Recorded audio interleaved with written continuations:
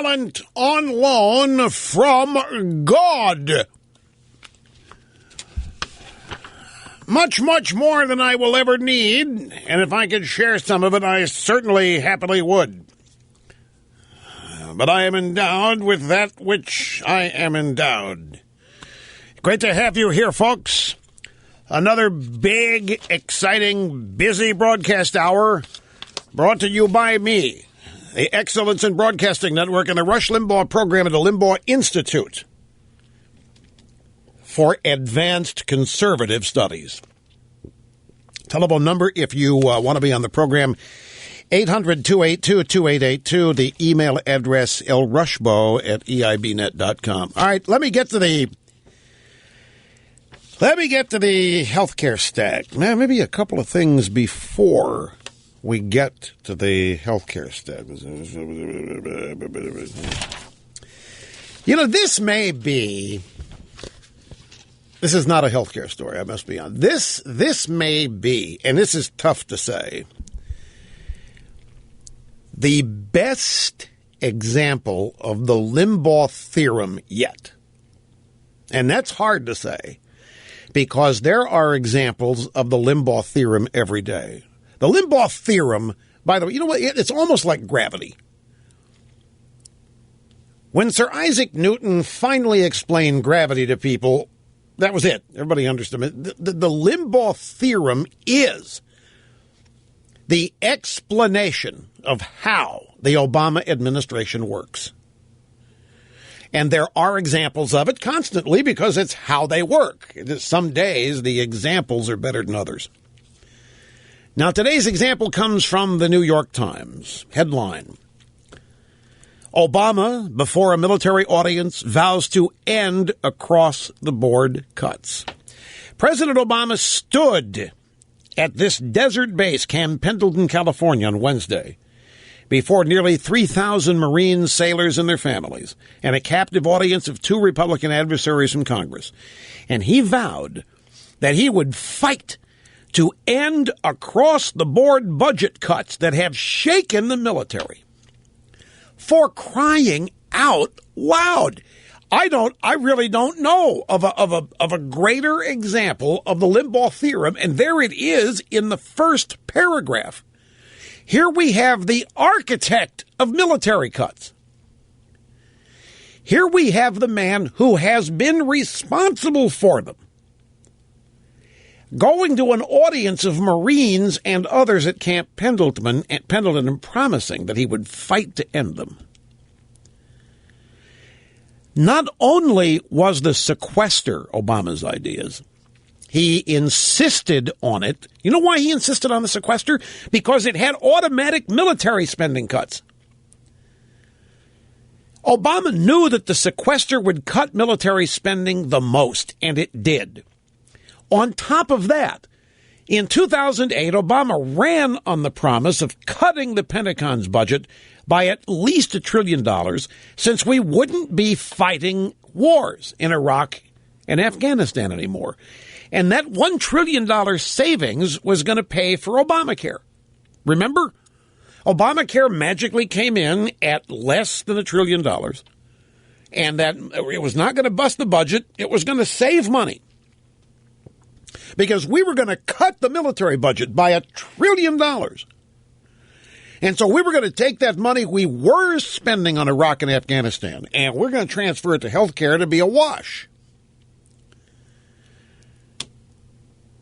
That was why it was so important to claim, if you remember, that Obamacare was going to only cost $900 billion. That's why all of the moving and shaking and maneuvering and massaging with a congressional budget office to make sure that Obamacare was scored at under $1 trillion. And true to his promise, Obama probably has cut the Defense Department's budget by that much or more, since he's been quietly slashing the Pentagon budget since he came into office. I mean, he was cutting defense spending long before there was a sequester even. But the sequester took the budget axe to it. You remember the sequester, the best way to explain this, they're trying to come to an agreement on extending the debt limit. And one of the terms of the agreement was, okay, we'll do it this time. But then out in the future, we are going to, if we don't come to an agreement, there's going to be massive cuts in Medicare and massive cuts in military. And the reason that happened, the theory behind it, at least as we were told, the Democrats would never allow Medicare to be cut. And those evil, rotten Republicans, they'd never allow the Defense Department to be cut. And so the sequester, mandatory spending cuts, if we couldn't come to an agreement on the debt limit or extending the budget, a new continuing resolution, those two cuts were supposed to be so onerous and so painful that neither party would go along with it. But the sequester happened, and we are living under it now because neither side blinked. Now, one of the reasons the Democrats didn't blink, Obama had already cut Medicare in order to take it out of the calculations of cost for Obamacare, if you remember. That was, getting rid of $500 billion of Medicare by cutting it and not counting it was a crucial element in the whole equation of getting Obamacare magically to cost less than that $1 trillion figure. So there had already been the Medicare cuts. Obama said, we've lived with that.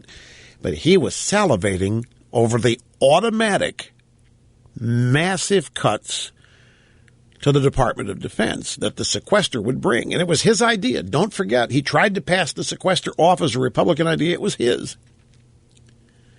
And there have been Defense Department cuts prior to the sequester.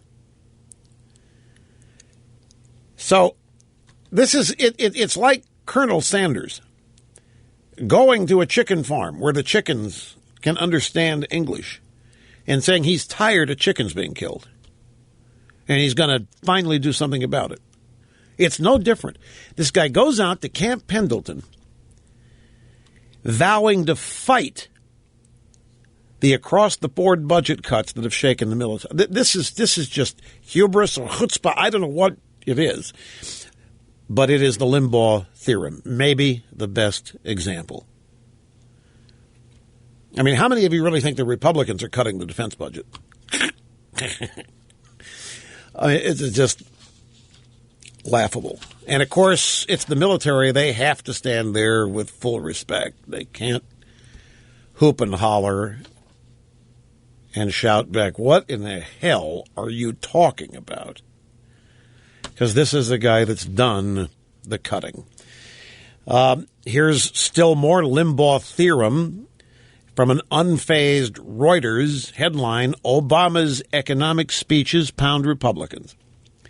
The economic policy speeches President Obama has been delivering in recent weeks are turning out to be blunt attacks on Republicans with an eye toward coming fiscal battles and the 2014 congressional elections.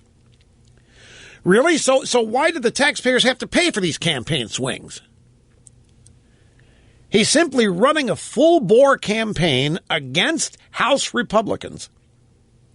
He is blaming the economy on House Republicans. See, he can't be in charge of it. He's out campaigning. He is doing everything he can to create jobs. He's doing everything he can to grow this economy. And damn Republicans. He's the president. He's been president for 4.5 years. It is his policies that guide and shape the American economy today. The Republicans don't have any policies. The Republicans don't have any power. They haven't had any power. The Republicans cannot implement one idea that they've got. Not one. There is no Republican economic policy taking place here. Every bit of it Obama owns. There he is on the campaign trail, routinely bashing Republicans for the state of the economy. I'm telling you, it looks like the drive-bys here at Reuters and the New York Times are hell-bent on proving how prescient and how right I was with the Limbaugh theorem. This is exactly what we predicted would happen. He'd go on the campaign trail. Remember, it's all about 2014. It's all about blaming Republicans for everything that's happening. It's about distancing himself from any of it. He's not governing. He's not the president. He has nothing to do with any of this. The Department of Defense, massive budget cuts. The guy that's been president 4.5 years is out telling the military, I'm going to stop it. I'm going to make sure these people doing this get cut off at the knees. And he goes out and tells a bunch of low information people in the crowd, I'm sick and tired of what Republicans have done to this economy. And I'm not going to put up with it anymore. And I'm going to stop it. And I need you to elect Democrats in 2014 to help me stop what they're doing. Meanwhile, every policy is his. Every defense budget cut is his. This is simply amazing, folks. And he gets away with it. Once again, we have Reuters totally unfazed reporting this. The New York Times totally in lockstep reporting this.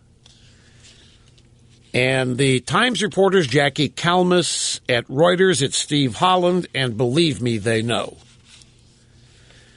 They know precisely what they're doing. They know how they are enabling a bomb. They're sitting out there and they're reporting what they know to be bogus.